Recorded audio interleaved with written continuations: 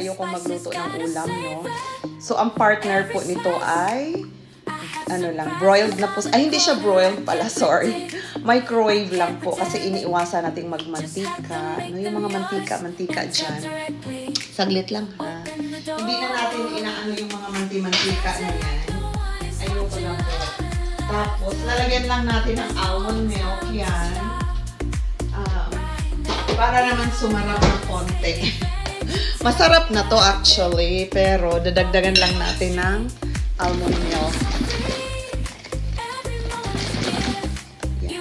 Kasi hindi tayo uminom ng wala tayong kinain kaninang breakfast, so ito lang po. Diba? Creamy na po siya, oh.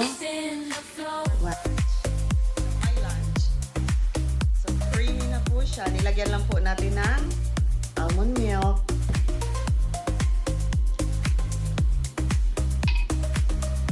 Tapos yung pusit, binobroil lang po natin. Ay, hindi. Sorry. Microwave pala siya. 45 seconds. Pwede ding 1 minute.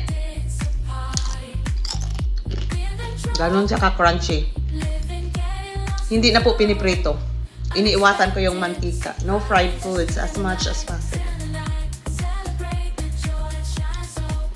Yumminess. Kaano kalutong?